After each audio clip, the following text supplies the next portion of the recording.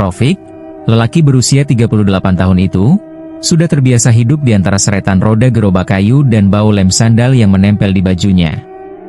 Setiap pagi sebelum matahari betul-betul naik, ia akan keluar dari rumah petak sempitnya sambil membawa gerobak tua yang hanya memiliki satu kelebihan. Tidak pernah benar-benar rusak meski bunyinya berdecit seperti keluhan panjang yang tak henti-henti. Roda sebelah kanan sering macet, membuat gerobak itu miring sedikit setiap kali ia dorong. Namun Rofik tetap memaksanya berjalan, seolah gerobak itu sudah menjadi bagian dari tubuhnya. Hidupnya memang sederhana, bahkan terlampau sederhana. Ia tinggal bersama ibunya yang sakit-sakitan di rumah kecil berdinding anyaman bambu yang mulai keropos di sana-sini. Atap sengnya bocor jika hujan deras turun, membuat mereka harus menaruh ember di sudut-sudut ruangan setiap kali mendengar suara gemuruh langit. Meski begitu, Rofik tidak pernah mengeluh. Sejak ayahnya meninggal 5 tahun lalu, ia belajar menelan segala kesulitan dengan muka tenang, karena jika ia goyah, ibunya pasti lebih goyah lagi. Setiap hari, Rofik memulai perjalanannya dari gang sempit tempat ia tinggal. Udara pagi seringkali terasa lembab, seolah embun enggan pergi dari daun-daun pisang yang tumbuh di pinggir jalan. Desa itu tidak besar, namun jalannya berkelok dan memanjang hingga ke beberapa kampung kecil di pinggir hutan. Pemandangan itulah yang menjadi saksi hidupnya sejak kecil. Rumah-rumah reot, sawah yang hijau saat musim panen, dan aroma tanah yang basah setiap kali pagi tiba. Gerobaknya berisi sandal-sandal murah buatannya sendiri. Ia membuatnya dari potongan karet, serpihan sisa industri, dan bahan sederhana yang ia beli dari pasar kecamatan. Sandal-sandal itu tidak mewah, tapi kuat dan layak dipakai. Beberapa penduduk menyukai karyanya karena tahan lama, namun sebagian besar tetap lebih memilih sandal pabrik. Penghasilan yang ia dapat seringkali hanya cukup untuk membeli beras 1 liter, lauk tempe, dan obat-obatan untuk ibunya. "Fika, jangan lupa beli obat batuk nanti," suara ibunya memanggil pelan tadi pagi sebelum ia berangkat. Rofik hanya mengangguk sambil membantu ibunya duduk di kursi bambu yang sudah aus. Wanita itu tampak pucat, kulitnya keriput dan tubuhnya semakin kurus dari hari ke hari. Batuknya tidak pernah benar-benar sembuh. Obat dari puskesmas hanya meredakan sebentar. Namun Rofik tidak punya pilihan lain. Uang yang ia punya tak pernah cukup untuk membawa ibunya ke dokter besar. "Tenang, Bu. Kalau dagangan laku hari ini, nanti Fik beli obat yang lebih manjur," ujarnya menenangkan meski dalam hati ia sendiri ragu. Dan seperti biasa, ia mendorong gerobaknya sambil menatap langit yang mulai berubah jingga keperakan. Setiap langkahnya menimbulkan gesekan kecil, dan setiap gesekan itu seperti mengingatkannya bahwa hidup memang tidak pernah berhenti menuntut usaha. Jalan desa mulai ramai ketika matahari naik perlahan. Anak-anak berlari menuju sekolah dengan suara riang, sementara ibu-ibu mulai membuka kios kecil mereka. Beberapa dari mereka menyapa Rofik dengan ramah. "Mampir ngopi dulu, Fika," kata seorang ibu pemilik warung. Rofik tersenyum sambil tetap mendorong gerobaknya. "Nanti ya, Bu. Masih banyak jalan yang harus Fik lalui." Ia berjalan menuju pasar kecil yang menjadi titik pertama rutinnya. Di pasar, ia menata sandal-sandalnya dengan rapi di atas gerobak. Sandal jepit, sandal selop, sandal anak-anak, semuanya ia letakkan berurutan sesuai ukuran. Sebagian besar pengunjung pasar sudah mengenalnya. "Fika, ada sandal ukuran 40, tanya seorang bapak petani. "Ada, Pak," jawabnya sambil mengambil satu pasang. "Ini kuat, karetnya tebal." "Tawar ya," kata si bapak sambil meneliti sandal itu. Rofik mengangguk pasrah. Ia memang tidak pandai menolak tawaran murah. Baginya lebih baik sandal itu terjual murah daripada tidak terjual sama sekali. Setelah mendapat beberapa pembeli, ia kembali mendorong gerobaknya menuju kampung berikutnya. Biasanya, di sana ia hanya mendapat 2 atau 3 pembeli. Kadang malah tidak ada sama sekali. Meski begitu, ia tetap menjalani rutinitas itu tanpa putus. Kesederhanaan hidup membuatnya tidak punya banyak harapan. Keinginannya pun sederhana, agar ibunya sembuh dan agar ia bisa makan 3 kali sehari tanpa harus menghitung sisa uang kembalian. Setiap siang, Panas matahari biasanya membuat dahinya mengalirkan keringat deras. Punggungnya sering pegal, namun ia terbiasa. Sambil berjalan, ia akan menatap sawah-sawah yang seolah berkilau tertimpa matahari. Ada kalanya ia berhenti sebentar di bawah pohon besar, mengelap keringat, lalu melanjutkan perjalanan lagi. Begitulah kehidupan Rafiq, melelahkan, monoton, tapi tetap ia jalani karena tak ada pilihan lain. Saat petang tiba, ia biasanya kembali ke rumah dengan sisa sandal yang masih cukup banyak. Malam hari ia habiskan untuk membuat sandal baru atau memperbaiki sandal-sandal yang cacat. Ia bekerja dengan lampu temaram, suara kresek karet yang dipotong, dan aroma lem yang menyengat. Sesekali ibunya memanggil dari dalam kamar. "Fika, jangan begadang terus. Kesehatanmu bisa turun." "Tidak apa-apa, Bu. Ini semua untuk kita." Meski ibunya khawatir, ia tahu bahwa anaknya tidak pernah mengeluh meski hidup berat. Rafiq adalah lelaki yang percaya bahwa selama ia bergerak, Tuhan akan memberi jalan. Ia tidak pernah meminta banyak, ia hanya ingin hidup yang layak dan damai. Namun kenyataan tidak selalu sesuai harapan. Rabaan kemiskinan tetap membayangi gerak hidup mereka, membuat setiap hari terasa seperti perjuangan yang tak ada habisnya. Bagi Rafiq, hidup pas-pasan bukan lagi sesuatu yang menyedihkan, tapi sesuatu yang ia terima dengan ikhlas. Yang membuatnya bertahan hanyalah satu hal, keyakinan bahwa kebaikan sekecil apapun tidak akan sia-sia. Dan tanpa ia sadari, keyakinan itulah yang kelak akan mengubah seluruh hidupnya. Namun untuk saat ini, Rafiq hanya seorang penjual sandal keliling dengan gerobak reot, langkah letih, dan secercah harapan yang terus ia genggam erat di tengah keterbatasan. Meskipun hidup pas-pasan, Rafiq selalu menyimpan beberapa pasang sandal yang tidak ia jual. Sandal-sandal itu bentuknya sederhana, warna-warni seadanya, dan biasanya terbuat dari potongan karet sisa yang ia rangkai dengan telaten. Bukan karena cacat, bukan pula karena kualitasnya buruk, melainkan memang sengaja ia buat untuk satu tujuan, dibagikan kepada anak-anak yang tidak mampu membeli sandal. Rafiq tahu betul rasanya hidup kekurangan. Ia masih ingat masa kecilnya ketika ia sering pergi ke sekolah tanpa alas kaki karena ibunya tidak punya uang untuk membeli sandal baru. Jalanan berbatu terkadang membuat kakinya perih, namun lebih perih lagi ketika ia melihat teman-temannya memakai sandal bagus, sementara ia hanya bisa menahan diri agar tidak terlihat malu. Kenangan itu terukir dalam benaknya sampai dewasa, dan sejak ia menjadi penjual sandal, ia bertekad untuk tidak membiarkan anak-anak lain merasakan hal yang sama. Itulah sebabnya, setiap kali ia berkeliling desa, ia selalu memperhatikan anak-anak yang berlari di pinggir jalan atau yang duduk termenung di depan rumah mereka. Ia bisa mengenali mana yang kakinya telanjang bukan karena kemauan, melainkan karena keadaan. Dan ketika kesempatan datang, Rafiq tidak pernah ragu mendekati mereka. "Dik, sini sebentar," kata Rafiq pada seorang anak laki-laki berusia 7 tahun yang duduk di tangga rumahnya suatu pagi. Anak itu menoleh ragu, melihat gerobak sandal Rafiq lalu melihat kakinya yang kotor penuh debu. Baju lusuhnya menandakan hidupnya tidak jauh berbeda dengan kehidupan Rafiq dulu. "Ada apa, Paman?" tanyanya pelan. Rafiq tersenyum hangat. "Kakinya kok nggak pakai sandal?" "Rusak, ya?" Anak itu menggeleng. "Nggak punya, Paman." Rafiq mengangguk pelan, lalu meraih satu pasang sandal biru muda dari bagian samping gerobaknya. Sandal itu masih baru, karetnya bersih dan lentur, dengan tali putih yang ia pasang rapi malam sebelumnya. "Nih, coba pakai. Cocok nggak?" ujarnya sambil memberikan sandal itu. Mata anak itu membesar, seolah tidak percaya. "Gratis, Paman?"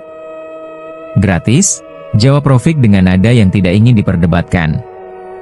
"Hadiah."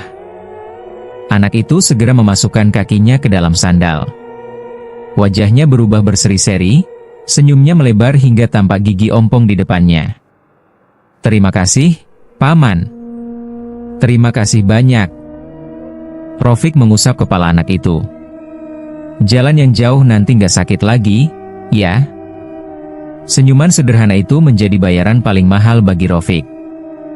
Ia tidak pernah mengharapkan lebih dari itu. Pemberian sandal gratis itu bukan sekali dua kali terjadi. Hampir setiap minggu, selalu ada satu atau dua anak yang ia temui dalam kondisi tidak memakai alas kaki. Kadang anak itu berada di pasar, kadang di pinggir sawah, kadang juga bermain di tepi jalan setapak. Rofik tidak pernah memaksa, tapi ia selalu melihat tatapan malu yang sama pada anak-anak itu, tatapan yang membuatnya merasa wajib melakukan sesuatu. Ada kalanya para orang tua merasa sungkan menerima pemberiannya. "Wah, Rofik, ini mahal, loh," ujar seorang ibu suatu ketika saat Rofik memberikan sandal kepada putrinya yang masih kecil. "Murah, Bu. Lagi pula saya memang buat khusus untuk dibagi," katanya sambil tersenyum. "Tapi saya tidak bisa bayar." "Gak usah dibayar," potong Rofik cepat. "Yang penting anaknya bisa sekolah dengan nyaman." Ibu itu terharu. "Semoga rezekimu lancar ya, Fik." Rofik hanya membalas dengan ringan, "Amin, Bu." Doa yang baik pasti kembali ke yang mendoakan. Ia tidak pernah menganggap perbuatannya istimewa. Bahkan ia tidak pernah menceritakan hal ini pada ibunya. Baginya, ini hanyalah cara kecil untuk menebus masa lalu yang pernah menyakitinya. Ia ingin anak-anak merasakan sedikit kebahagiaan di tengah kerasnya hidup. Beberapa warga desa sudah mengetahui kebiasaan Rofik. Ada yang memujinya, ada yang menganggapnya aneh karena memberikan sandal gratis padahal hidupnya sendiri pas-pasan. Sebagian bahkan menertawakannya. "Kau itu bodoh, Fik," ucap seorang lelaki parubaya di pasar. "Keuntunganmu sudah tipis, masih sawar sandal. Mana cukup buat hidup?" Rofik hanya tertawa kecil. "Rezeki itu bukan soal berapa banyak yang kita dapat, Pak. Tapi, tentang bagaimana kita menjaganya." Lelaki itu menggeleng tidak yakin. "Kalau kamu bangkrut nanti, jangan salahkan siapa-siapa." Rofik tidak tersinggung. Ia sudah terbiasa mendengar komentar sinis seperti itu. Namun baginya, memberi itu justru membuat hatinya terasa lebih kaya daripada kantong yang penuh uang. Meski begitu, ada satu hal yang tidak pernah disadari banyak orang. Sandal-sandal yang ia berikan secara gratis itu justru dibuat lebih teliti daripada yang ia jual. Mungkin karena ia ingin anak-anak itu benar-benar nyaman memakainya. Mungkin karena ia tahu bahwa kehidupan mereka sudah cukup berat tanpa harus memikirkan sandal yang cepat putus. Setiap malam, ia membuat sandal-sandal itu dengan penuh perhatian, memastikan setiap jahitan dan lemnya kuat. Namun pemberian ini juga sering menguras tenaga dan bahan. Kadang ia kehabisan potongan karet atau tali sandal, sehingga ia harus memutar otak untuk mengatur ulang keuangannya. Tapi meski bahan semakin menipis, ia tetap membuat sandal untuk dibagikan. "Biarlah," gumamnya suatu malam sambil menggosok sisa lem di tangannya. "Kalau bukan saya yang membantu mereka, siapa lagi?" Sesekali ia mengingat masa kecil ketika ia menangis diam-diam di kamar karena merasa minder tidak punya sandal. Ia tidak ingin ada anak yang merasakan hal yang sama. Kenangan itu menjadi alasan yang cukup kuat baginya untuk terus memberi. Beberapa anak bahkan mulai mencari-carinya. "Paman Sandal, Paman Sandal," teriak mereka setiap kali melihat gerobaknya memasuki gang. Rofik hanya tertawa melihat antusiasme itu. Kadang ia merasa seperti tokoh dalam cerita anak-anak yang tugasnya memberi hadiah. Tapi ia selalu membatasi jumlah sandal yang ia bagi. Ia hanya memberikan sandal kepada anak-anak yang benar-benar membutuhkan. Namun meski ia sangat peduli, ia tetap menjaga agar kebiasaannya ini tidak menjadi kebiasaan dimanfaatkan. Ia tahu betul perbedaan antara anak yang benar-benar tidak mampu dan anak yang hanya ingin sandal baru. Suatu kali, ada seorang anak yang mencoba meminta sandalnya meskipun ia masih memakai sandal yang bagus. Rofik hanya tersenyum sambil berkata lembut, "Kalau sandalmu rusak, paman kasih yang baru.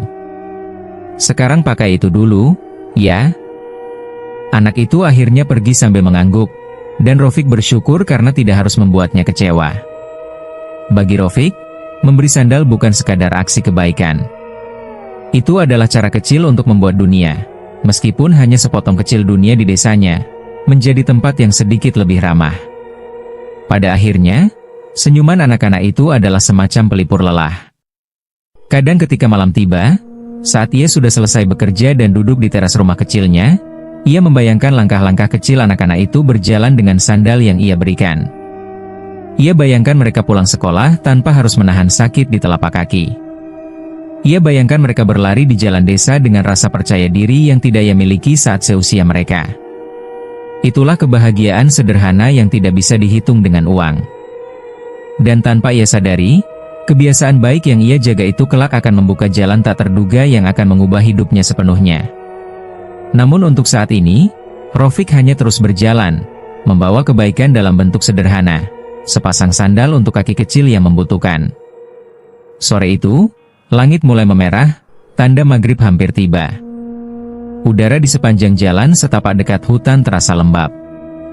Rafiq baru saja menyelesaikan rute terakhirnya hari itu.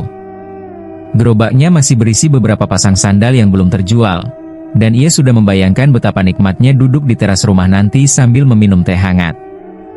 Hari itu cukup melelahkan, dan punggungnya terasa seperti ditarik oleh beban yang tak terlihat. Namun sebelum ia benar-benar keluar dari area hutan, matanya menangkap sosok kecil di pinggir jalan. Anak itu duduk bersimpuh, kepalanya menunduk, kedua tangan menutupi wajahnya. Tubuhnya tampak sangat kotor. Kakinya penuh lumpur yang sudah mengering, dan pakaiannya lusuh seperti sudah beberapa hari dipakai tanpa dicuci. Gerobak Rafiq melambat dengan sendirinya, seolah-olah rasa iba di dalam hatinya menarik rem halus untuk berhenti. "Dik, kamu kenapa di sini sendirian?" tanya Rafiq pelan, khawatir mengejutkannya. Anak itu perlahan mengangkat kepala. Wajahnya pucat dan matanya sembab, seperti habis menangis lama. Namun hal yang paling mencolok justru tatapan kosongnya, seperti ia tidak benar-benar hadir di dunia yang sama dengan Rafiq. "Aku tersesat," jawabnya lirih. Rafiq menatap sekeliling. Hutan itu memang terkenal memiliki jalur yang bercabang, dan penduduk desa selalu mengingatkan agar tidak masuk terlalu dalam saat menjelang senja. Tapi anak sekecil ini, mengapa bisa sendirian sejauh ini? "Kamu tinggal di mana? Bisa kusebutkan nama kampungmu?" tanya Rafiq lagi. Anak itu menggeleng. "Aku tidak tahu jalan pulang." Jawaban itu membuat Rafiq menghela napas panjang. Ia tahu betapa berbahayanya ketika matahari hampir tenggelam. Banyak cerita yang beredar tentang hutan ini, bahwa tempat itu kadang menelan arah, membuat orang berjalan memutar tanpa sadar, bahkan membuat suara mereka tak terdengar oleh siapapun. Meski banyak cerita hanyalah kepercayaan lama, tetap saja Rafiq tidak ingin anak itu terus berada di sana. Namun hal lain segera mencuri perhatiannya. "Kakimu, kenapa nggak pakai sandal?" tanya Rafiq. Anak itu menunduk, menatap kakinya yang lecet dan kotor. Sandalnya hilang, di lumpur tadi. Rafiq menelan ludah. Ada perasaan familiar yang mengiris dalam hatinya. Kaki kecil penuh luka itu mengingatkannya pada dirinya sendiri, bertahun-tahun lalu, ketika ia juga sering pulang dengan telapak kaki merah dan perih. Tanpa berpikir dua kali, Rafiq membuka sisi gerobaknya dan mengambil satu pasang sandal kecil berwarna coklat muda, dengan tali hitam yang ia pasang dengan teliti malam sebelumnya. Ukurannya pas untuk anak seumur itu. "Nih," katanya sambil berjongkok. "Pakai. Biar kakimu nggak sakit lagi." Anak itu menatap sandal itu seperti menatap sesuatu yang sangat berharga. Matanya tiba-tiba berbinar, bukan lagi tatapan kosong seperti sebelumnya. Bahkan tangannya bergetar sedikit saat menerima sandal itu. "Untuk aku," suaranya nyaris tak terdengar. Rafiq mengangguk. "Untukmu. Gratis. Anggap saja hadiah." Anak itu tidak langsung memakainya. Ia memandangi sandal itu lama, seolah belum yakin bahwa benda sederhana itu benar-benar miliknya. Akhirnya, dengan perlahan ia memasukkan kakinya ke dalam sandal tersebut. Ukurannya pas. Bahkan anak itu sempat tersenyum kecil ketika sandal itu terasa nyaman. "Terima kasih, Paman," katanya lirih, namun suaranya syarat rasa syukur yang dalam. Rafiq merasa dadanya menghangat. "Sudah. Sekarang ayo, Paman antar ke jalan besar." Dari sana kamu bisa tanya warga, siapa tahu ada yang mengenalimu. Namun anak itu tidak ikut berdiri. Ia hanya memandang Rafiq dengan cara yang sulit dijelaskan, antara takjub, terharu, dan sesuatu yang lain, sesuatu yang tidak biasa, seolah ia menyimpan rahasia yang tidak bisa diucapkan. Ayahku akan membalas kebaikanmu, Paman, katanya pelan. Rafiq mengerutkan alis. Ayahmu? Di mana ayahmu sekarang? Anak itu hanya tersenyum simpul. Bukan senyum bahagia, melainkan senyum tipis yang tampak jauh lebih dewasa daripada usianya. Dia selalu melihatku, jawabnya pelan. Rafiq merasa bulu kuduknya meremang tanpa alasan jelas. Jawaban itu terlalu aneh untuk ukuran anak kecil hilang di hutan. Tapi ia mencoba mengabaikannya. Mungkin anak itu hanya bingung atau takut. Ya sudah. Paman duluan. Ya, kata Rafiq akhirnya, mencoba kembali pada nada wajar. Jangan duduk di sini lagi. Nanti gelap. Ia berdiri, merapikan sedikit posisi gerobaknya, lalu mulai berjalan sambil mendorongnya. Roda gerobak kembali mengeluarkan suara decitan yang akrab. Langkahnya perlahan menjauh, meninggalkan anak itu di pinggir jalan. Namun baru beberapa meter ia berjalan, bulu kuduk Rafiq kembali berdiri. Ia menoleh sekilas. Anak itu masih duduk di tempat yang sama, tetapi bukan lagi menatap sandal barunya. Kini ia menatap ke arah Rafiq. Tatapannya tajam namun tenang, seperti tidak takut apapun, bahkan gelap hutan yang mulai menelan cahaya. Rafiq berhenti sejenak. Dik, kamu yakin gak apa-apa? Anak itu tersenyum kecil. Aku aman, Paman. Kata-kata itu diucapkan dengan tenang, hampir terlalu tenang untuk anak seusianya. Dan entah mengapa, Rafiq tiba-tiba merasakan hawa dingin yang tidak berasal dari angin sore. Hatinya berdebar, bukan karena takut, tetapi karena firasat bahwa ia baru saja mengalami sesuatu yang tidak sepenuhnya wajar. Namun ia memaksa dirinya untuk melanjutkan perjalanan. Langit sudah semakin gelap, dan ia harus segera pulang sebelum ibunya khawatir.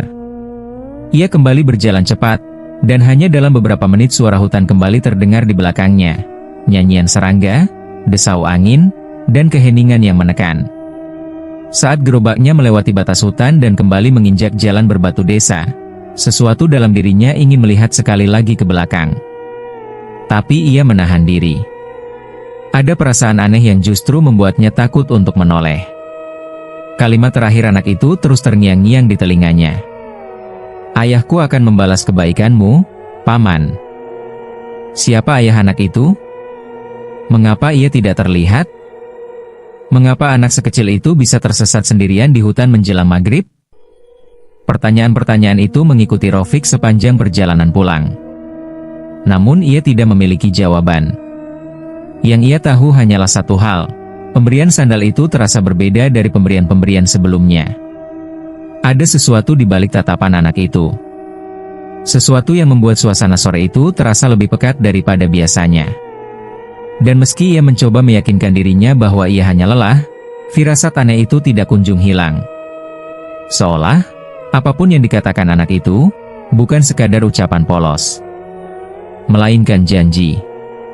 Dan janji itu terasa nyata.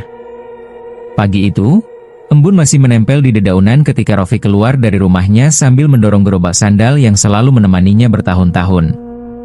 Roda kayu yang berdecit itu seperti sudah menyatu dengan napas kehidupannya. Biasanya, ia akan berjalan pelan, berhenti di beberapa titik, lalu menunggu nasib membawa satu atau dua pembeli. Tapi hari itu ada sesuatu yang berbeda. Sesuatu yang membuat langkahnya terasa ringan, meski ia tidak tahu apa. Baru saja ia tiba di jalan kecil dekat pasar desa. Seorang perempuan parubaya mendatanginya terburu-buru sambil melambaikan tangan. Pak! Pak penjual sandal. Bentar, saya mau beli 2 pasang. Rafiq tertegun. Ia bahkan belum sempat memarkirkan gerobaknya dengan baik. Ibu butuh yang ukuran berapa? Tanyanya sambil tersenyum sopan. Yang untuk anak sekolah, ukuran 35. Katanya sandal bapak itu kuat, gak gampang putus. Anak saya yang satu ribut terus minta dibeliin. Rofik mengernyit bingung. Ia merasa tak pernah menjual sandal kepada keluarga perempuan itu. Lagi pula, ia tidak pernah mempromosikan sandalnya sebagai sandal yang sangat kuat. Barang dagangannya biasa saja, sandal murah yang ia beli grosir di kota. Namun ia tidak ingin membuat pelanggan mundur. Silakan pilih, Bu. Ini model yang paling awet, ujar Rofik sambil membuka penutup gerobak. Perempuan itu memilih cepat, membayar tanpa menawar, lalu pergi tergesa-gesa seolah takut kehabisan.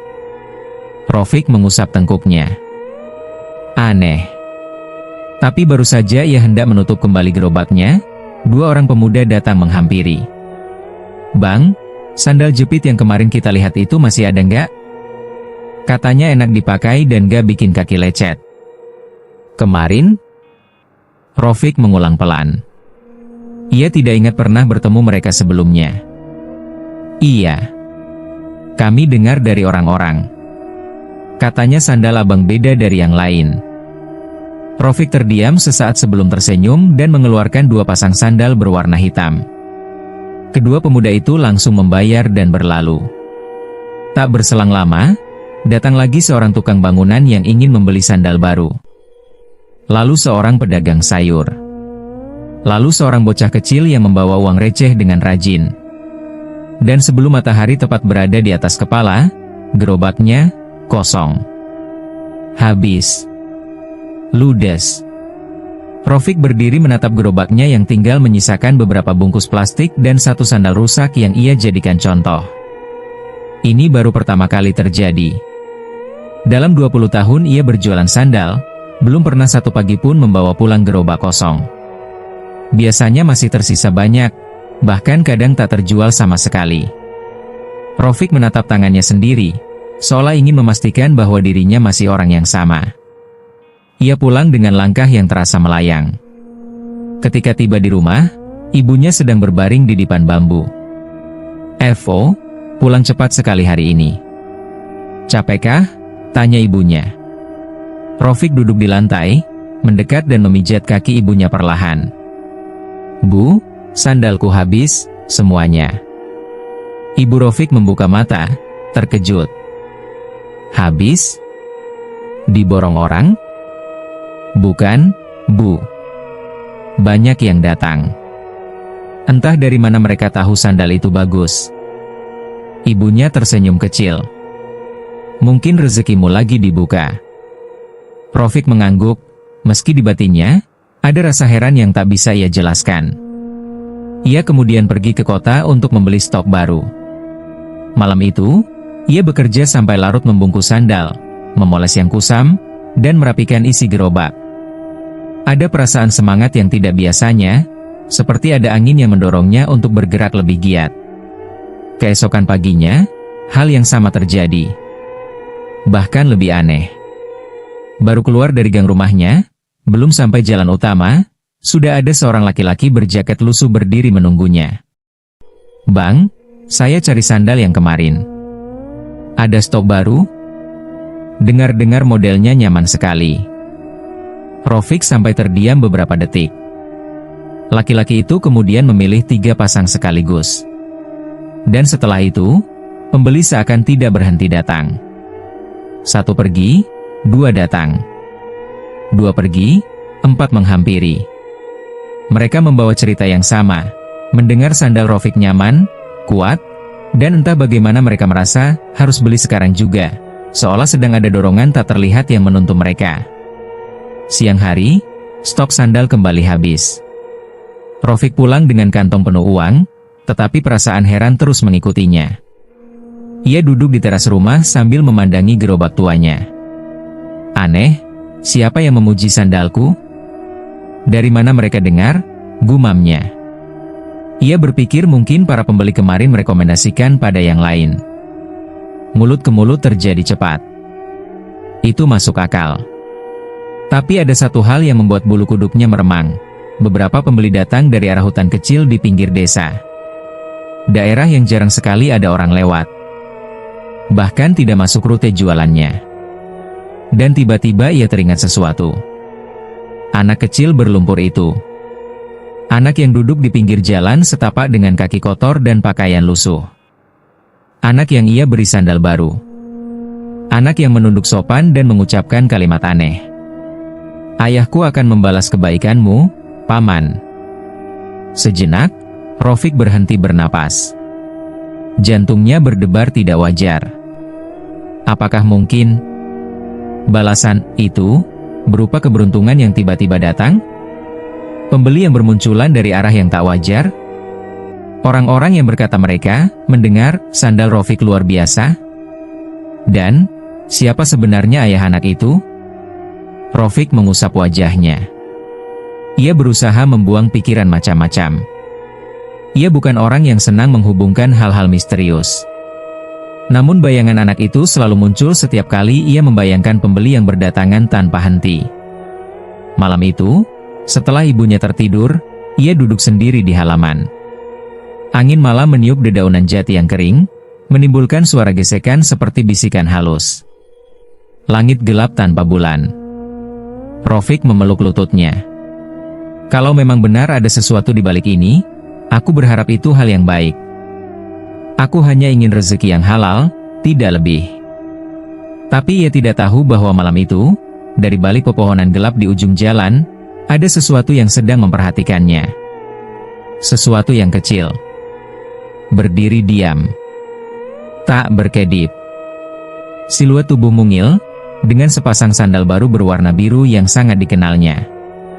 Keesokan harinya, untuk ketiga kalinya berturut-turut, sandalnya kembali laris manis sebelum siang. Ada pembeli yang bahkan tidak bisa menjelaskan bagaimana mereka tahu tempat Rafiq berjualan. Ada yang bilang, ujar seorang pembeli, kalau sandalnya cocok untuk perjalanan jauh. Saya dengar saat mimpi, seolah ada yang memanggil. Rafiq tercekat. Mimpi? Panggilan? Ia menelan ludah. Tubuhnya merinding hebat. Ingin bertanya lebih jauh, tapi pembeli itu sudah pergi. Hari itu, saat pulang, ia mendorong gerobaknya sambil terus menatap pepohonan di sepanjang jalan. Perasaan yang mengganjal semakin kuat, rezeki tidak wajar ini bukan kebetulan. Ada sesuatu yang bekerja di baliknya. Sesungguhnya, perubahan itu bukan hanya soal sandal yang laris. Udara di desa terasa berbeda. Jalan-jalan yang biasa ia lalui tampak lebih sepi dari biasanya, terutama menjelang sore. Angin yang berhembus dari arah hutan kecil membawa bau tanah basah bercampur sesuatu yang tidak bisa dijelaskan, seperti wangi bunga liar yang terlalu manis. Dan setiap kali ia melihat ke ujung jalan setapak menuju hutan, Rafiq merasa seolah ada seseorang berdiri jauh di dalam sana, memperhatikannya. Ia memutuskan untuk tidak melewati jalan itu dulu. Perasaan itu terlalu kuat. Malamnya, ia kembali terjaga.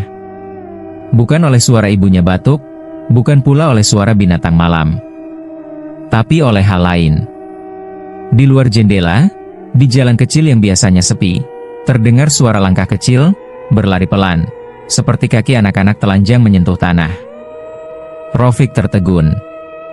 Ia memejamkan mata, membiarkan tubuhnya kaku beberapa saat.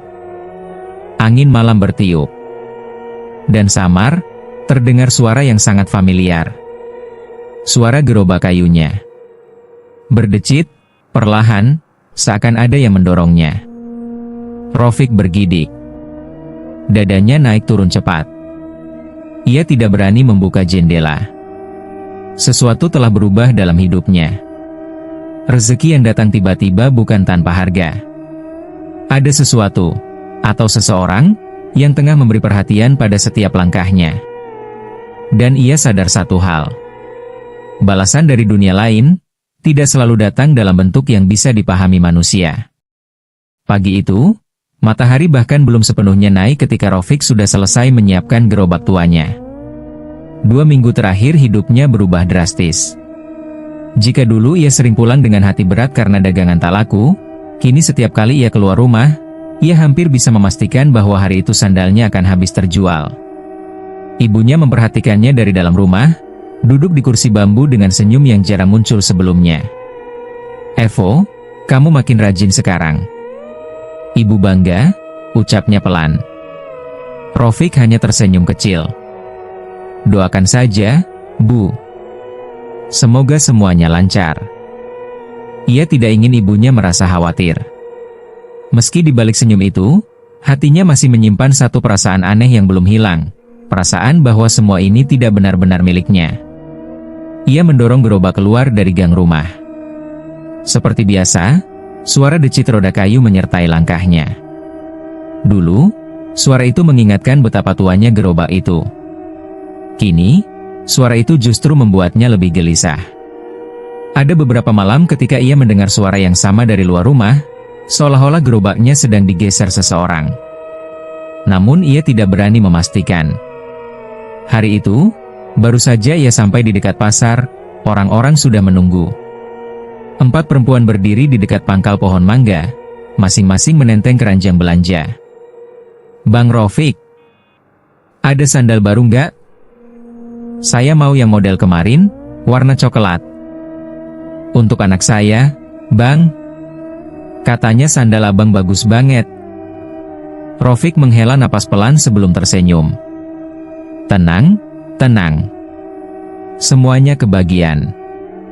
Dan benar saja, beberapa menit berlalu dan gerobaknya mulai terkuras. Pembeli berdatangan dari berbagai arah, bahkan dari jalan setapak yang mengarah ke hutan kecil di selatan desa, jalan yang jarang dipakai orang-orang.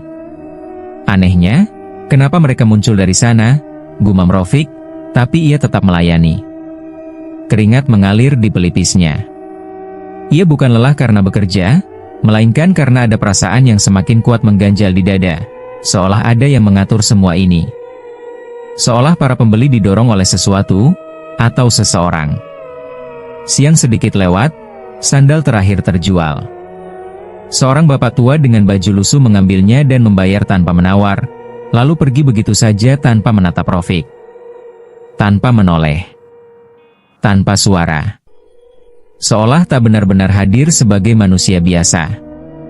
Dan setelah sosok itu hilang di tikungan, hawa dingin mengalir begitu saja, membuat tengkuk Rofik meremang. Karena sandalnya cepat habis, Rofik ini memiliki lebih banyak waktu untuk membuat sandal baru. Ia membeli bahan karet, lem, dan tali plastik untuk memperbaiki dan memodifikasi beberapa model. Ia bahkan mulai menciptakan desain sederhana yang lebih kuat daripada sandal murah biasanya. Di teras rumah, ia bekerja hingga sore. Ibunya duduk di sampingnya sambil membersihkan kacang, tampak bahagia karena anaknya rajin dan tidak lagi pulang dengan wajah muram. Kamu harus syukuri, Evo, kata ibunya. Gak semua orang bisa dapat rezeki kayak kamu.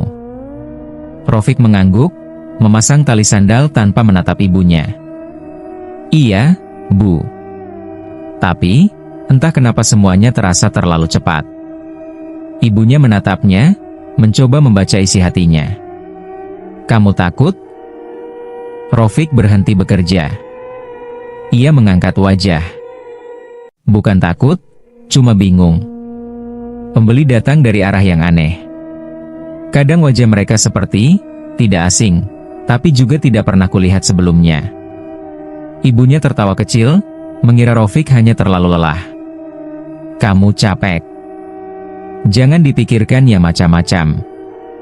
Namun Rofik tahu rasa itu bukan karena lelah. Ada sesuatu dalam sorot mata para pembeli, seperti pandangan kosong yang menembus, bukan melihat.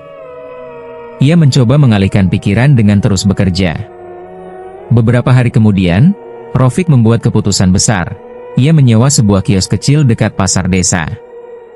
Bukan kios besar, hanya bangunan semi permanen dengan dinding papan dan atap seng. Tapi bagi Rofik, itu sudah seperti naik pangkat.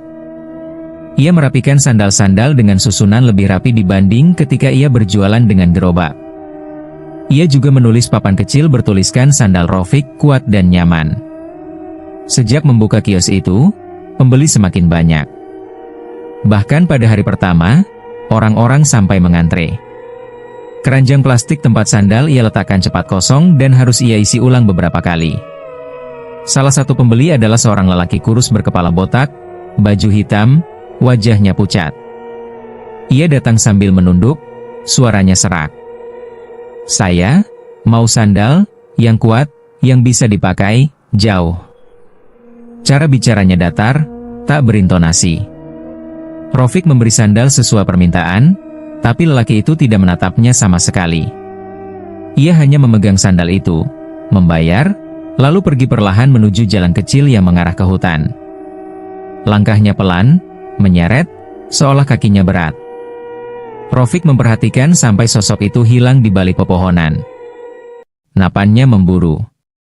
Tidak mungkin, dia manusia biasa. Beberapa pembeli lainnya juga memiliki perilaku aneh. Sebagian berbicara terlalu sopan, sebagian terlalu senyap. Ada pula dua anak remaja yang datang dan pergi tanpa menoleh kiri kanan, seolah dunia di sekitar mereka tidak berarti. Setiap kali pembeli seperti itu muncul, udara di kios Rafiq menjadi dingin. Angin yang masuk terasa lebih lembab. Bulu kuduknya berdiri. Kadang, dari sudut matanya, ia merasa melihat bayangan kecil berlari di antara pepohonan. Bayangan yang tingginya tidak lebih dari bocah usia 6 tahun. Bocah yang kakinya penuh lumpur. Malam itu, kiosnya sudah ia tutup. Ia menunggu ojek kayu untuk mengangkut sisa dagangan kembali ke rumah. Namun, saat ia berdiri di depan kios sambil mengikat tali rafia pada tumpukan sandal, ia merasakan sesuatu. Desir angin yang tidak biasa. Seperti ada yang berdiri tepat di belakangnya, memerhatikan.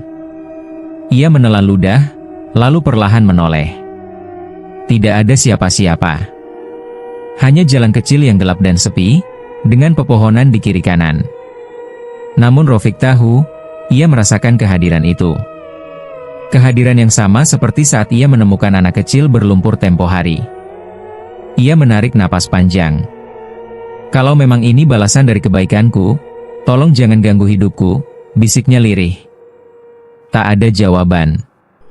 Tapi daun-daun jati di kejauhan bergesek pelan, seolah memberi isyarat bahwa ia tidak sendirian. Rezeki yang terus mengalir itu memang membuatnya mampu membayar sewa kios, membeli obat untuk ibunya, bahkan membuat tabungan kecil. Namun semakin besar rezeki itu, semakin kuat pula rasa takut yang merayap ke dalam hatinya. Ini bukan rezeki biasa. Sesuatu sedang mengawasi. Sesuatu sedang menuntun pembeli-pembeli itu kepadanya. Dan Rafiq hanya bisa berharap bahwa harga yang harus ia bayar tidak terlalu mahal. Malam itu, kios kecil Rafiq sudah hampir seluruhnya gelap. Ia hanya meninggalkan satu lampu gantung kecil yang redup untuk membantunya membereskan dagangan. Angin malam bertiup pelan dari arah hutan, membawa aroma lembab tanah basah. Hari itu, seperti hari-hari sebelumnya, sandalnya kembali ludes terjual hingga membuatnya bekerja lebih lama untuk menyiapkan stok esok pagi. Ia melilit tali rafia pada satu kardus, lalu duduk sebentar untuk mengendurkan pinggang yang pegal. Kiosnya yang berada di pinggir pasar kini terasa sangat sepi. Pedagang lain telah pulang sejak 2 jam lalu. Hanya suara gesekan daun dan serangga malam yang mengisi udara. Sesekali, Rafiq menatap ke jalan tanah yang mengarah ke hutan. Jalan itu gelap, bahkan lampu-lampu rumah warga tidak cukup untuk menerangi ujungnya. Sejak beberapa hari lalu, perasaan tidak nyaman selalu muncul setiap melihat arah itu, seolah ada mata yang mengamati dari balik pepohonan. Ia sedang mematikan lampu gantung ketika sebuah suara pelan terdengar. "Paman?" Rafiq langsung mematung. Suara itu begitu lembut, seperti suara anak kecil, namun terdengar sangat dekat. Ia menoleh perlahan. Di ujung kios, tepat di area yang tidak terkena cahaya lampu, berdiri sosok kecil dengan tubuh kurus dan wajah polos. Bocah itu menatapnya tanpa kedip. Bocah yang sama. Bocah dengan kaki berlumpur, yang pernah ia beri sandal beberapa minggu lalu. Rafiq mundur setapak tanpa sadar. "Kakakmu?" Sebelum ia sempat melangkah lebih jauh, bayangan lain muncul di belakang bocah itu. Sosok jauh lebih besar, tegap, dan tinggi menjulang. Tubuhnya seperti membentuk siluet hitam yang memakan cahaya di sekitarnya. Rafiq terpaku, bahkan napasnya menahan di tenggorokan. Beberapa detik kemudian, sosok itu maju. Cahaya kios yang redup mulai memperlihatkan bagian wajahnya. Kulitnya pucat bersih, nyaris tanpa pori. Matanya bening, terlalu bening untuk ukuran manusia desa.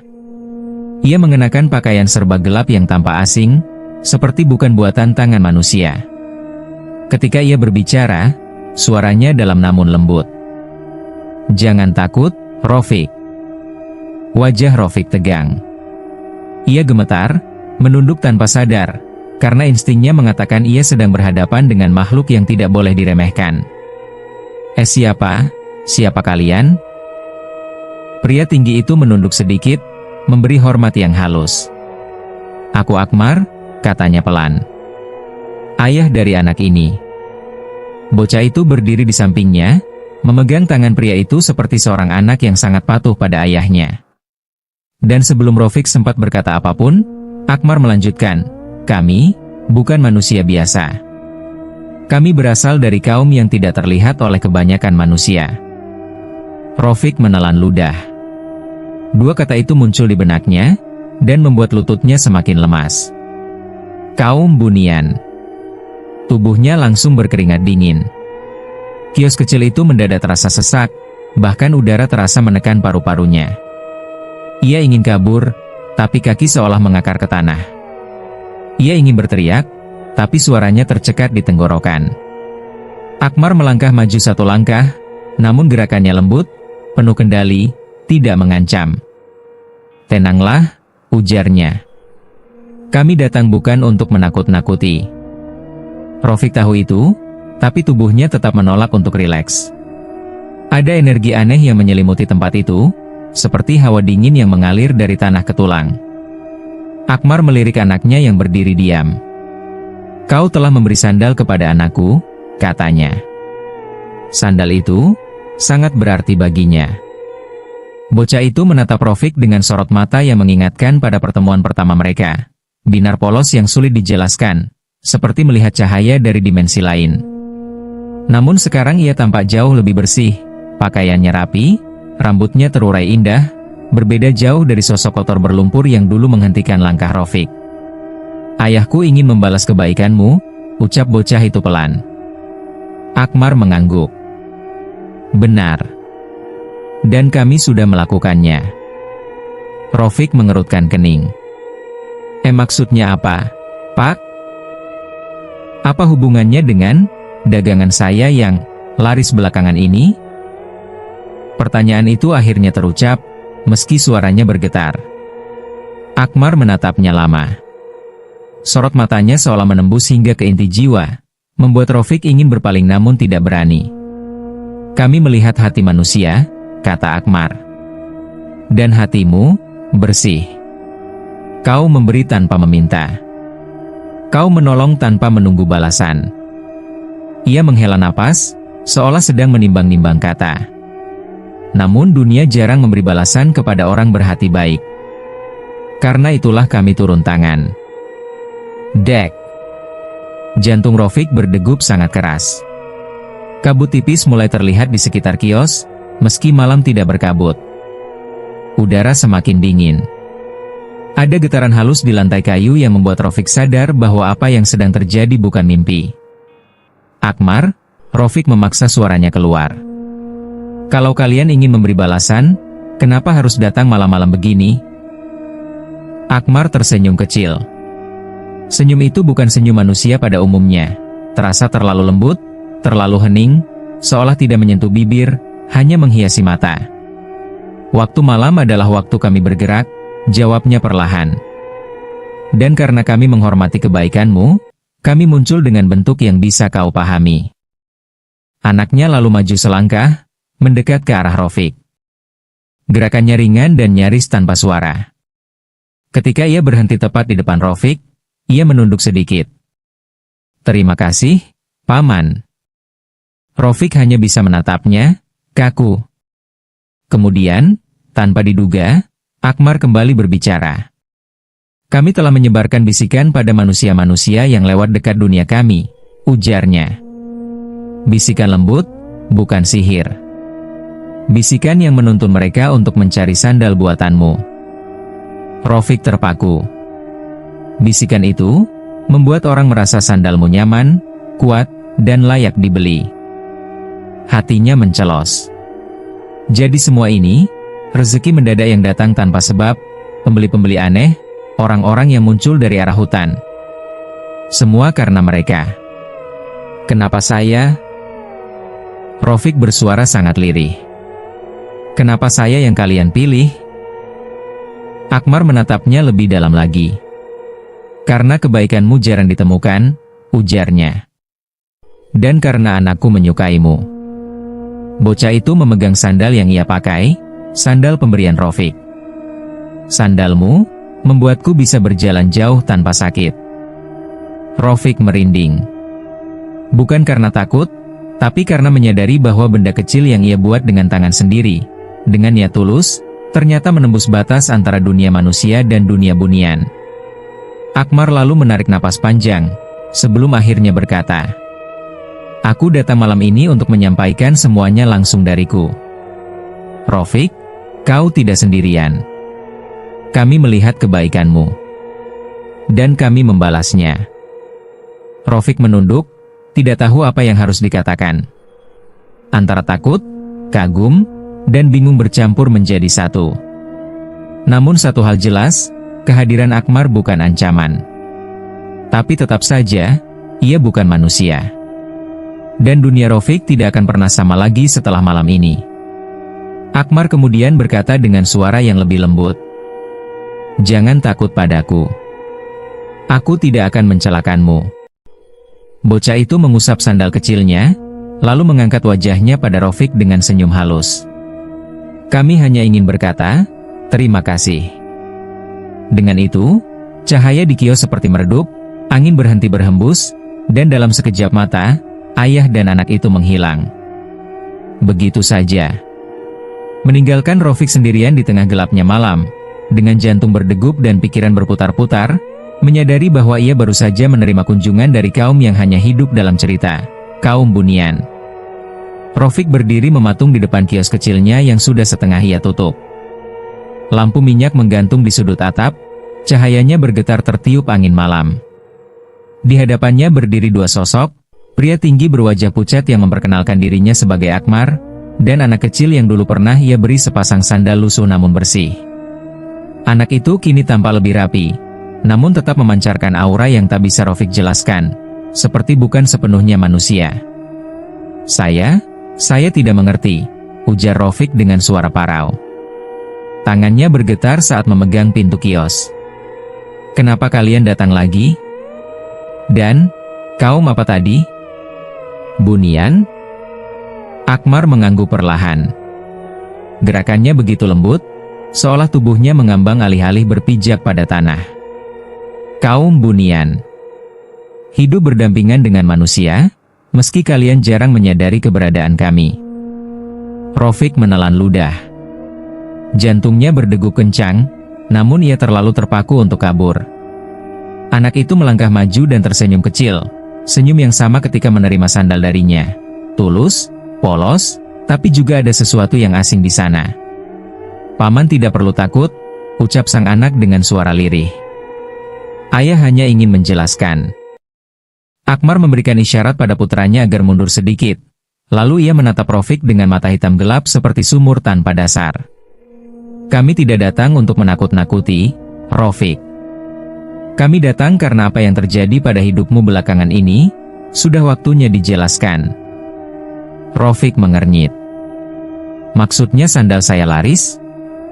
Kios saya ramai? Itu, ulah kalian?" Angin kecil berdesir, membuat lampu minyak bergetar. Bayangan Akmar memanjang tak wajar di dinding kios, meski tubuhnya hampir tidak bergerak. "Itu bukan ulah jahat," jawab Akmar pelan. "Itu balasan." Rofik membeku. Balasan? Ia teringat satu-satunya kejadian aneh yang ia alami, saat ia memberi sepasang sandal pada anak kecil ini yang ia temui di dekat hutan, menjelang maghrib. Anak penuh lumpur, mata berair, tapi sopan. Anak yang mengucap, "Ayahku akan membalas kebaikanmu, Paman." Rofik pikir itu hanyalah ucapan polos, bukan janji. "Setelah kau memberi sandal tanpa meminta apapun," lanjut Akmar, "kami memberi balasan dengan cara kami, bisikan halus. Bisikan? Apa? Tanya Rofik, bingung. Anak itu menatap Rofik seolah ingin membantu menjelaskan. Bisikan yang membuat orang ingin membeli sandal paman. Akmar mengangguk. Manusia sering mengira rezeki datang hanya dari kerja keras atau keberuntungan buta. Tapi dalam beberapa kasus, ada campur tangan dari dunia lain. Dunia kami. Rofik bergeser mundur, tubuhnya menempel ke pintu kios. Jadi, keberuntungan saya bukan rezeki biasa? Kalian memengaruhi pikiran orang-orang? Bukan memengaruhi, kata Akmar tegas. Hanya mendorong. Lembut. Tidak memaksa. Tidak membahayakan. Bisikan kami bukan sihir jahat, bukan kutukan, bukan pesugihan. Itu hanya cara kami membalas kebaikan yang tulus. Rofik terdiam lama. Kata-kata itu menusuk kepikirannya seperti angin dingin. Keberuntungan yang mengalir padanya beberapa minggu terakhir terasa sangat nyata, terlalu nyata hingga ia sendiri curiga. Namun mendengar bahwa semua itu datang dari balasan dunia bunian, membuatnya terombang-ambing antara syukur dan gentar. Kenapa saya? Gumam Rofik, hampir tak terdengar. Saya hanya memberi sandal, karena dia butuh. Seharusnya tidak ada balasan seperti itu. Itu justru sebabnya kami membalas, jawab Akmar. Karena kau memberi tanpa berharap apapun. Lampu minyak menyala dengan lebih tenang seakan mendengar percakapan mereka. Suasana kios yang biasanya hangat kini terasa menjadi ruang pertemuan dua dunia. Akmar melanjutkan, kami, kaum bunian, jarang berbaur dengan manusia. Kebanyakan dari kalian hanya melihat kami dalam wujud samar atau dalam cerita turun-temurun. Namun sesekali, ketika seorang manusia memperlihatkan kebaikan yang murni, kami menghargainya. Namun balasan kami biasanya kecil, tidak sebesar ini. Lalu kenapa kali ini berbeda? Tanya Rofik. Anak itu menunduk, suaranya lirih. Karena ayah sayang padaku, dan paman telah menolongku saat aku kesusahan. Akmar menyentuh kepala anaknya dengan lembut. Malam itu, ia tersesat dari jalur kami. Ia berjalan terlalu jauh ke wilayah manusia, lalu jatuh di kubangan lumpur. Ia ketakutan. Sampai kau datang. Rofik memejamkan mata sebentar. Ia memang ingat malam itu. Hening, dingin, dan anak itu terlihat seperti hilang. Ia tak pernah menyangka bahwa ia menolong makhluk dari dunia lain. Bisikan keberuntungan, ulang Akmar, kembali pada penjelasannya. Kami membisikkan ke telinga para manusia yang lewat di dekat sandalmu. Mereka merasa sandalmu nyaman, meski belum mencobanya. Mereka merasa membutuhkan, meski sebenarnya tidak. Dan mereka merasa ingin kembali, meski tak tahu kenapa. Rofik merinding. Itu, seperti mengendalikan manusia. Tidak, Akmar menatapnya dengan sorot yang hampir tersinggung. Jika manusia memang tidak butuh, mereka tidak akan membeli. Jika kualitas sandalmu buruk, mereka akan kembali kecewa. Bisikan kami tidak bisa menutupi kekurangan. Kami hanya mempercepat jalan rezekimu. Anak itu menimpali, kami membantu, bukan merugikan. Keheningan menelusup di antara mereka. Rofik merasakan tekanan di dadanya berkurang sedikit, meski hatinya masih diselimuti rasa ganjil. Ia selalu percaya bahwa rezeki harus datang dari usaha sendiri. Tapi kenyataan yang berdiri di hadapannya malam ini jauh di luar kuasanya untuk bantah. Kalau begitu, Rofik mencoba merangkai kata. Apa yang kalian inginkan dari saya? Akmar mengangkat tangan sedikit. Tidak ada. Kami tidak meminta imbalan. Justru kami datang agar kau tidak takut, agar kau tidak salah sangka. Kami tidak ingin kau mengira bahwa keberuntunganmu adalah pesugihan atau sihir kelam. Rofik mengangguk pelan. Ketakutannya mereda, berganti dengan rasa kagum yang ia sendiri tak mampu jelaskan. Anak itu melangkah maju, menatap Rofik dengan mata berbinar. Paman orang baik. Ayah bilang, manusia baik seperti paman sudah tidak banyak. Ucapan itu menusuk hati Rafiq lebih kuat daripada segala penjelasan sebelumnya. Ia bukan orang luar biasa, hanya tukang sandal tua yang mencoba bertahan hidup, membiayai ibunya, dan kerja apa adanya. Namun bagi mereka, bagi kaum Bunian, kebaikan kecil itu berarti besar. Akmar kemudian berkata dengan nada yang terasa seperti peringatan, namun tetap lembut, keberuntunganmu mungkin akan terus mengalir. Tapi ingat, jangan berubah menjadi serakah. Bisikan kami hanya bekerja pada hati yang bersih. Rafiq mengangguk, mengerti. Saya tidak akan berubah. Angin malam bertiup lebih kencang seolah menyapu pertemuan itu. Cahaya lampu minyak memantul di wajah Akmar dan anaknya. Kami akan pergi, kata Akmar. Tapi kami masih akan mengawasi dari jauh.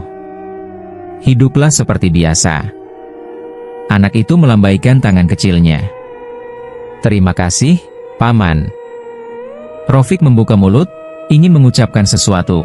Entah terima kasih, entah pertanyaan terakhir. Namun tubuh Akmar dan anaknya memudar perlahan, seperti asap tertiup angin. Dalam beberapa detik saja, mereka lenyap tanpa jejak. Hanya suara dedaunan yang bergesekan dan lampu minyak yang kembali stabil menjadi saksi bahwa mereka pernah berdiri di sana. Rafiq berdiri lama di depan kiosnya, menatap ruang kosong tempat dua sosok itu menghilang. Hatinya berat, tetapi juga terasa ringan pada saat yang sama. Keberuntungannya, ternyata bukan miliknya sendiri. Dan kini, ia tahu kebenarannya. Kepergian Akmar dan anaknya seharusnya membuat malam kembali tenang. Tetapi bagi Rafiq justru meninggalkan ruang kosong yang membuat udara terasa lebih berat. Kios yang sudah hampir ia tutup tadi kini tampak seperti saksi bisu dari percakapan yang mengubah seluruh hidupnya. Rafiq menarik napas panjang dan hendak masuk untuk menutup gerobak kecilnya ketika angin kencang tiba-tiba berdesir. Lampu minyak bergoyang keras, cahayanya memanjang dan menyempit tak beraturan. Sebuah suara terdengar pelan, lebih mirip bisikan yang menyelinap dari balik dedaunan. Rafiq. Rafiq sontak menoleh. Tubuhnya kaku. Suara itu bukan suara manusia biasa. Suara itu bergema lembut, tapi menyusup langsung ke dalam batinnya. Ketika ia menatap ke arah sumber suara, bayangan Akmar kembali tampak di antara gelap, meski samar seperti bayangan yang tercetak di permukaan kabut. Rafiq menelan ludah. Padahal tadi kalian sudah pergi. Bayangan Akmar itu perlahan menjadi lebih tegas, meski tubuhnya tidak seutuh bentuk manusia. Kali ini ia tidak muncul bersama anaknya, hanya Akmar, menjelma seperti sosok tipis berkilau halus di tepian. Seolah datang hanya untuk menyampaikan sesuatu yang belum sempat ia katakan. Ada yang terlupa, katanya tanpa bibir bergerak. Suaranya masuk langsung ke telinga Rafiq, namun juga bergetar di dalam pikiran. Rafiq mengusap dahinya yang berkeringat. Apa? Apa lagi, Tuan? Akmar melangkah mendekat tanpa suara. Gerakannya tidak menghasilkan pijakan, tidak membentuk jejak. Rafiq memundurkan tubuh, meski ia tahu tidak ada gunanya. Bisikan keberuntungan yang kau rasakan tidak diberikan tanpa batas, ujar Akmar, tenang namun mengandung sesuatu yang tegas. Setiap kebaikan, sekecil apapun, harus selalu dijaga agar tidak berubah menjadi kelalaian atau keserakahan. Rafiq mengernyit, tidak mengerti. Apa maksudnya? Ada jeda. Angin kembali berembus. Dari arah jauh, suara anjing menggonggong lirih, lalu menghilang. Akmar akhirnya menyampaikan syarat itu. Suaranya menjadi lebih dalam, seolah berasal dari ruang tak terlihat. Syaratnya satu, Rafiq. Kau tidak boleh berhenti memberi sandal gratis kepada anak-anak miskin. Rafiq terpana. Itu saja? Tidak sesederhana itu, ujar Akmar. Kebaikanmu lah yang memanggil balasan itu. Jika kebaikan itu berhenti, maka balasan kami pun berhenti. Rafiq merasa jantungnya berdentum. Kata-kata Akmar terasa ringan, tapi maknanya besar. Ia mengulangi pelan, memberi sandal gratis, terus-menerus. Akmar mengangguk. Cahaya samar pada tubuhnya bergetar. Selama rezeki yang kau terima masih berasal dari bisikan kami, maka kau harus menjaga sumbernya, kebaikan itu sendiri. Dan jika saya berhenti, wajah Akmar menegas dan suaranya lebih datar, lebih dingin. Maka bisikan itu akan lenyap seketika. Rezekimu akan kembali seperti dulu. Bahkan mungkin, lebih berat dari sebelumnya. Rafiq tertegun. Dadanya serasa diremas. Pikiran tentang masa lalunya, hari-hari di mana tidak ada satu sandal pun terjual, ketika ia pulang membawa gerobak penuh dan hati hancur, tiba-tiba kembali melintas.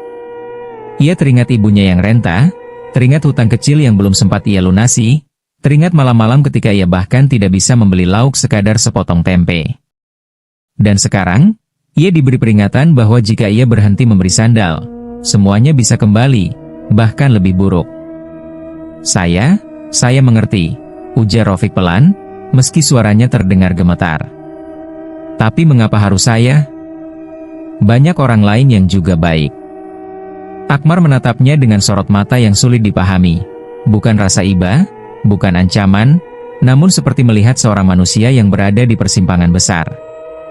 Karena kau memberi tanpa tahu siapa anak itu. Kau memberi tanpa bertanya asal-usulnya. Kau memberi tanpa mengharap ucapan terima kasih, apalagi balasan. Kebaikanmu murni, Rafiq. Dan kemurnian seperti itu, jarang. Rafiq menunduk, merasa tak pantas menerima pujian dari makhluk yang ia sendiri tak mampu pahami. Tapi, memberi terus-menerus? Bukankah rezeki saya juga terbatas? Selama kau memberi, jawab Akmar tegas, rezekimu tidak akan habis. Rafiq terdiam lama. Kalimat itu sederhana, tapi mengandung beban rasa percaya yang luar biasa. Kios kecil itu terasa semakin sepi. Bahkan suara serangga pun seolah menahan diri agar tidak mengganggu percakapan dua dunia itu. Apakah saya boleh tahu? Tanya Rafiq dengan suara nyaris berbisik. Apa yang terjadi jika saya melupakan syarat ini? Bukan berhenti karena sengaja, tapi lupa. Akmar menatapnya lama sekali sebelum menjawab. Kami tidak mengenal kata lupa. Yang ada hanyalah hati yang berubah. Rafiq terkesima. Jawaban itu masuk perlahan seperti racun lembut ke dalam pikirannya. Jadi kalau saya berhenti, berarti hati saya sudah berubah? Akmar mengangguk. Dan ketika hati berubah, bisikan kami akan menjauh. Rezekimu akan menutup. Tidak ada dendam dari kami, tidak ada hukuman balasan. Tetapi hidupmu akan kembali seperti sebelumnya. Bahkan lebih berat, sebab keberkahan yang pernah hadir tidak akan mudah kembali. Rafiq menggigit bibir. Dadanya sesak. Ia tidak serakah. Ia tidak meminta keuntungan berlebih. Tapi bayangan hidup miskin kembali datang menghampirinya seperti mimpi buruk yang ia kira sudah hilang. Apakah saya boleh bertanya sesuatu? Rafiq memberanikan diri. Tentu. Kalau suatu hari saya tidak mampu memberi sandal lagi, misalnya saya sakit, atau ibu saya sakit, atau ada hal lain? Akmar menatapnya, lalu menjawab pelan namun sangat jelas. Jika ketidakmampuan itu benar-benar terjadi, maka balasan kami juga selesai. Tidak ada keburukan yang akan menimpamu, namun keberuntungan yang mengalir akan berhenti. Kami tidak memaksa manusia di luar batas mereka. Rafiq menarik napas leganya sedikit. Tapi rasa gelisah itu tetap ada, menggantung di dalam dadanya. Namun, Akmar menambahkan, selama kau masih mampu membuat satu sandal pun, maka syarat itu tetap berlaku. Rafiq mengangguk pelan, pasrah namun juga merasa memiliki arah yang jelas. Ia akan memberi. Ia akan terus memberi. Mungkin itu berat, tetapi ia sudah memulai dari kebaikan kecil. Mengapa ia tidak bisa melanjutkannya? Angin kembali bertiup, membuat daun-daun bergoyang. Aku percaya padamu, Rafiq, kata Akmar. Suaranya mulai memudar. Karena itulah kami memberimu balasan. Jaga hatimu. Jangan berubah. Bayangan Akmar mulai menghilang, seolah diterbangkan angin malam. Tubuhnya terurai menjadi debu cahaya tipis yang perlahan menyatu dengan gelapnya langit. Dalam beberapa detik, ia lenyap sepenuhnya. Tinggallah Rafiq seorang diri, berdiri kaku di depan kiosnya. Ia memandang tangannya, tangan yang selama ini bekerja keras membuat sandal sederhana. Tangan yang kini memikul syarat dari makhluk dunia lain. Memberi sandal, untuk anak-anak miskin, gumamnya pelan. Kalimat itu menjadi beban, namun juga menjadi cahaya. Malam itu, Rafiq menutup kiosnya dengan hati yang berat, namun teguh. Ia tahu satu hal. Keberuntungan yang ia terima bukanlah hadiah semata. Ada syarat. Ada tanggung jawab. Ada kebaikan yang harus dijaga, agar tidak berubah menjadi sesuatu yang lain. Dan Rafiq bertekad untuk menepatinya. Apapun yang terjadi. Hari-hari berikutnya, hidup Rafiq berubah menjadi rangkaian rutinitas yang sama sekali tidak bisa ia ceritakan kepada siapapun. Setiap pagi ia membuka kios lebih cepat daripada pedagang lain. Setiap sore, setelah menghitung pemasukan, ia menyisihkan sebagian sandal untuk dibagikan kepada anak-anak miskin di sudut-sudut desa. Ia melakukannya diam-diam. Tanpa mengumumkan apapun. Tanpa ingin dipuji siapapun. Namun, semakin lama ia menjaga ritual itu, semakin besar pula beban yang ia rasakan di dalam dada. Setiap kali ia melihat anak kecil memakai sandal baru pemberiannya, hatinya terasa lega. Tapi setelah itu, kekhawatiran kembali menyeruak. Bagaimana kalau suatu hari aku lupa? Bagaimana kalau suatu saat aku tidak mampu lagi? Pertanyaan itu terus menghantuinya. Suatu siang, ketika kiosnya ramai pembeli, suara seorang tetangga bernama Wiono memecah suasana. "Fik, kamu ini kok bisa laris terus, sih?" Tanya Wiono sambil memicingkan mata. Nada suaranya jelas mengandung rasa iri. Baru buka kios kecil sudah bisa ngalahin pedagang sandal yang jauh lebih lama.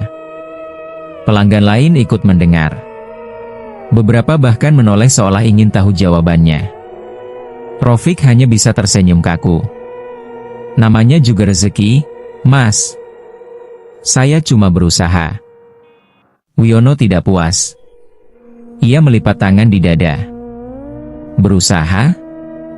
Berusaha apa? Kamu dulu jualan pakai gerobak saja susah laku. Sekarang kok bisa berubah drastis begini? Aneh, loh. Rafiq terdiam.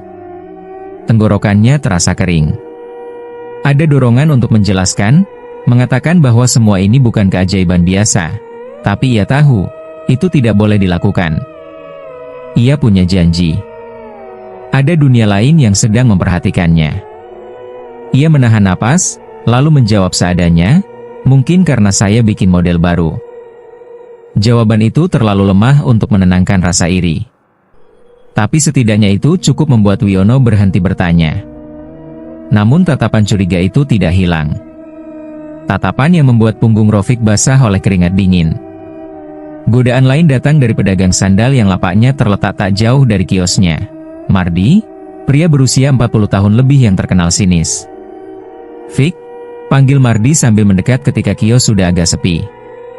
"Kamu ini sebenarnya pakai ilmu apa, sih? Kok pembeli rame terus?" Nada suaranya terdengar setengah bercanda, tapi Rafiq tahu ada ketidaknyamanan di baliknya. Ia menunduk sedikit sambil merapikan sandal. "Gak pakai apa-apa, Mas. Namanya juga usaha." "Usaha?" Mardi mengernyit. "Usaha kok kayaknya mulus banget. Jangan-jangan kamu ikut pesugihan?" Kalimat itu membuat Rafiq tersentak. Dadanya sesak, telapak tangannya dingin. "Tidak, Mas. Jangan ngomong sembarangan begitu." Mardi terkekeh kecil, tapi matanya tidak menunjukkan tawa. Ia cuma tanya, "Kamu bisa untung besar, tapi sehari-hari jarang kelihatan belanja bahan. Modalmu dari mana?" Rafiq terdiam. Tidak tahu harus menjawab apa. Ia memang mendapat keuntungan besar, tetapi uang itu tidak dipakai untuk hal-hal mencolok. Ia tidak ingin tetangga curiga. Namun tetap saja, setiap keberhasilan membawa pertanyaan baru. Ia menatap Mardi sebentar, mencoba mengumpulkan kekuatan. "Saya hemat, Mas." "Itu saja." Mardi menatapnya lama sebelum akhirnya mundur sambil mendengus. "Ya sudah. Yang penting jangan lupa, hal aneh cepat atau lambat pasti ketahuan." Perkataan itu menusuk. Bukan ancaman, tapi seperti pengingat bahwa rahasia sebesar ini tidak mudah disembunyikan. Di rumah, beban itu semakin berat karena ibunya mulai bertanya-tanya. Sore itu, ketika Rofik pulang membawa beras, susu, dan beberapa bahan masakan, ibunya memandang semua itu dengan heran. "Fo, kamu dapat uang dari mana sebanyak ini? Daganganmu memang laku, tapi rasanya tidak mungkin sampai bisa beli semua ini." Rofik terdiam. Ia takut melihat kerutan di dahi ibunya. Ibunya tidak suka hal-hal aneh. Jika ia curiga, dia pasti memaksa Rofik bercerita. Ibu tanya baik-baik, lanjutnya. "Kamu jangan bohong, ya? Kamu ikut apa-apa, Fik?" Hati Rofik mencelos mendengarnya. "Tidak, Bu." "Demi Allah tidak," jawabnya cepat. Ibunya menatapnya tajam. "Kalau tidak, jelaskan. Ibu takut kamu ikut jalan yang bukan-bukan." Rofik menelan ludah. Ia ingin membuka semuanya, menceritakan tentang Akmar, tentang anak berlumpur, tentang bisikan gaib yang membuat sandalnya jadi rebutan manusia. Tapi setiap kali ia berniat membuka mulut, ada bayangan wajah Akmar melintas di pikirannya. "Jangan berubah, Rofik. Jaga hatimu." Ia menarik napas dalam, lalu menjawab perlahan. "Saya cuma kerja lebih keras, Bu. Sandal buatan saya dipuji orang. Itu saja." Ibunya mengangguk, meski raut wajahnya masih menyimpan keraguan. Rofik tahu ia berhasil menunda, tapi bukan menyelesaikan.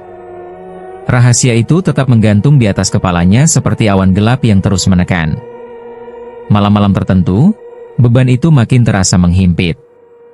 Saat kios sudah ditutup dan ia berjalan pulang sendirian melewati jalan gelap, bisikan-bisikan samar seolah mengikuti di belakangnya. "Jangan berhenti, Rofik. Jangan berubah. Jangan kecewa." Kadang ia menoleh, memastikan tidak ada siapapun. Namun jalan selalu sunyi.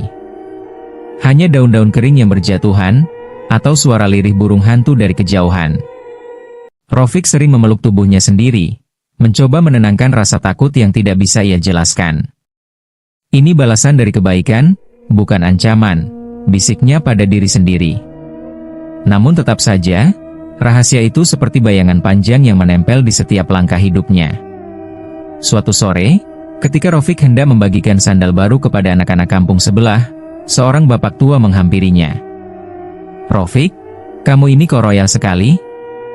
Anak-anak kampung jadi manja nanti, loh. Gratis melulu." Rofik tersenyum tipis. "Tidak apa-apa, Pak. Mereka butuh." "Lah kamu sendiri butuh. Kamu kan masih harus rawat ibumu. Jangan lebay memberi begitu. Simpan rezekimu untuk diri sendiri." Rofik menunduk. Kritik itu tidak salah. Dari sudut pandang manusia biasa, tindakannya memang tampak bodoh. Orang miskin memberi terlalu banyak dianggap tidak masuk akal. Namun ia tidak bisa berhenti. Ia tidak boleh berhenti. Dan setiap kali ia memberikan sepasang sandal pada anak-anak kecil itu, ia merasakan sesuatu yang hangat, sekaligus berat. Seolah sedang menabung kebaikan sambil menanggung rahasia besar di hati. Ada satu momen ketika ia hampir keceplosan. Saat itu ibunya bertanya lagi, dengan suara lebih lembut. "Fo, kalau kamu memang dapat rezeki dari tempat yang baik, ibu ikut senang. Tapi kalau ada yang aneh, bilang sama ibu. Ibu tidak mau kamu kesandung masalah." Rofik hampir saja menjawab, "Aku tidak sendiri, Bu. Ada kaum bunian yang menolongku." Kata-kata itu sudah sampai di ujung lidahnya. Tapi bayangan anak kecil berlumpur itu muncul sekilas. Senyumnya yang tulus, matanya yang jernih. Dan di belakangnya, wajah Akmar yang penuh wibawa dan keheningan dunia lain. Ia memejamkan mata, menarik napas panjang. "Ibu, saya baik-baik saja." Ibunya tidak membantah lagi. Namun raut wajahnya jelas menunjukkan kekhawatiran. Rafiq menghela napas panjang ketika ibunya berpaling. "Aku tidak boleh menyerah. Tidak boleh mengingkari janji." Di dalam kesunyian malam, ketika Rafiq duduk sendirian di kios sambil menambal sandal, beban itu semakin terasa menghimpit.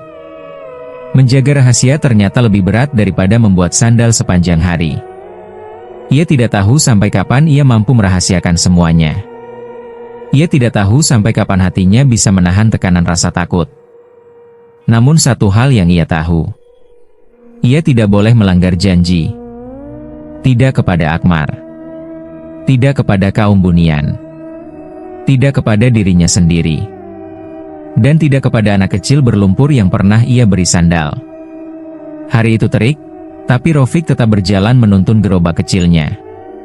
Sandal-sandal yang baru ia buat tersusun rapi, wangi kulit dan lem segar masih tercium samar. Ia menatap tangan-tangannya yang lecet, rasa lelah menggelayuti setiap sendi tubuhnya. Minggu ini hampir tanpa henti, ia memproduksi lebih banyak sandal untuk memenuhi permintaan.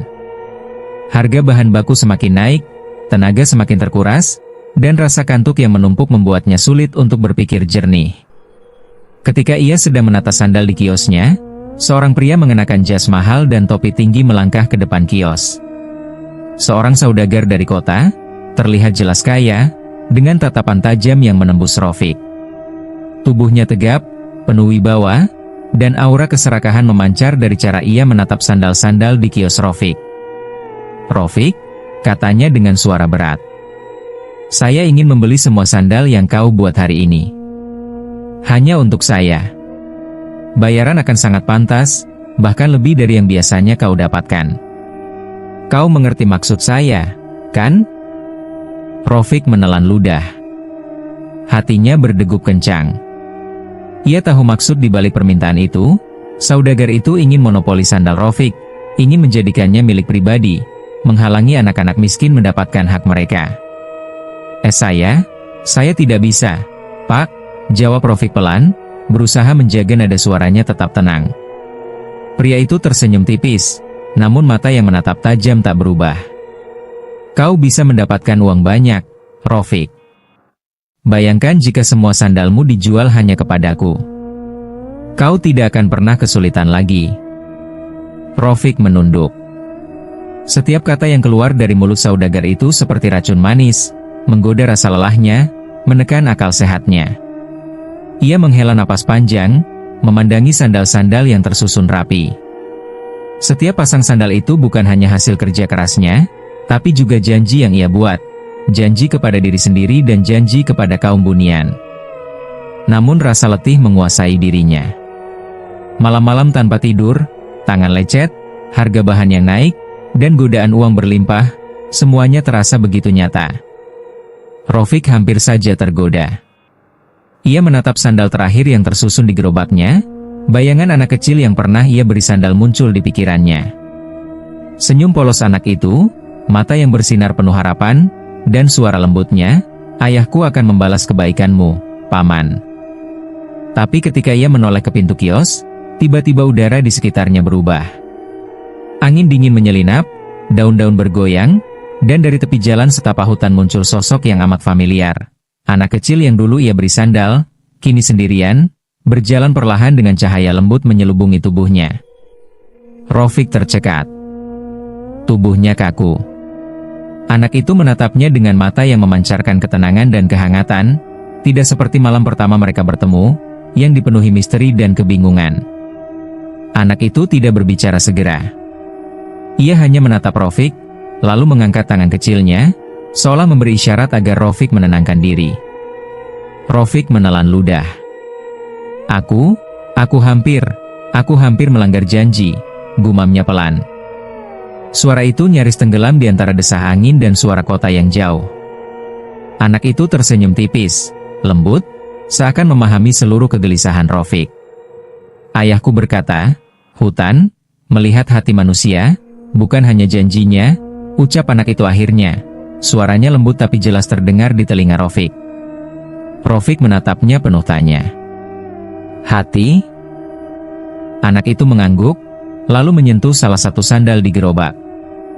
Hanya hati yang baik yang akan dipenuhi keberuntungan. Ujian itu selalu ada, tapi yang penting adalah tetap memilih jalan yang benar, bukan jalan yang mudah.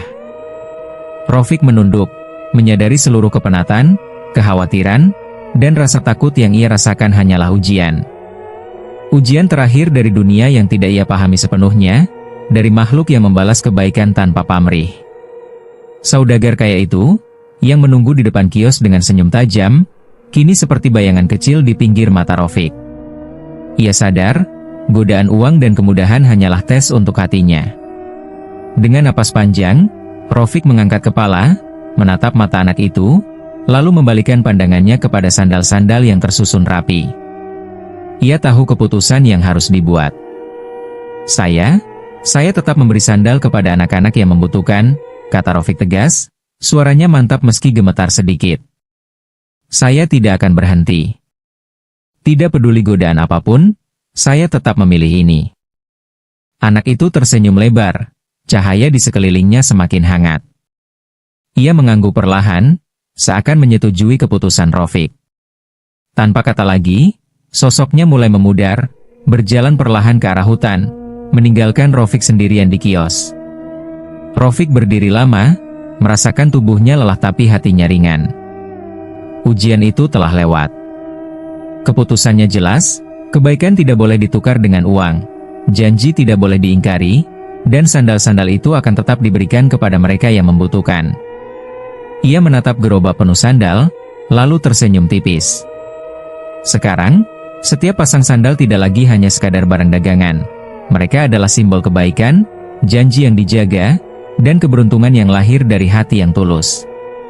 Saudagar kaya itu akhirnya maju, menatap Rafiq dengan tatapan tajam. Jadi, kau menolak tawaran saya?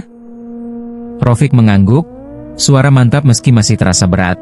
Ya, ini bukan untuk dijual hanya kepadamu. Sandal ini harus sampai ke tangan anak-anak yang membutuhkan. Pria itu menatapnya lama, lalu tersenyum sinis. Baiklah, tapi kau akan menyesal. Ia membalikkan badan dan pergi, meninggalkan Rafiq di kios, bersama rasa lega yang perlahan mengalir. Rafiq duduk sejenak, mengusap keringat di dahinya.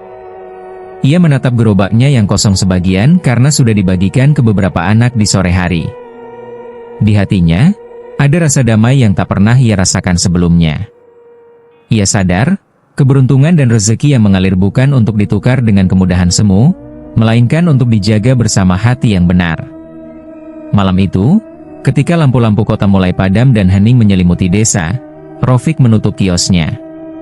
Ia pulang dengan langkah mantap, menatap ibunya yang menunggu dengan wajah penuh rasa penasaran tapi lega. "Evo, bagaimana dagangan hari ini?" tanya ibunya lembut. Rafiq tersenyum hangat, menyimpan semua rahasia itu di hatinya. "Alhamdulillah, Bu, semuanya baik." Dan malam itu, di antara suara angin dan hening hutan, Rafiq tahu satu hal, ujian terakhir telah dilalui, hati tetap murni, dan janji tetap dijaga. Dari kebaikan kecil itu lahirlah keberuntungan yang sejati, bukan sekadar uang, tapi kedamaian hati dan kesadaran bahwa setiap langkah yang dipilih dengan tulus akan selalu membawa cahaya di tengah dunia yang kadang gelap. Rafiq kini hidup dengan keseimbangan baru, rezeki yang melimpah, tanggung jawab yang berat, dan rahasia yang harus dijaga. Namun lebih penting dari semuanya, ia tahu bahwa keberuntungan bukan sekadar hasil usaha manusia, tapi berakar pada hati yang tulus dan janji yang tidak diingkari.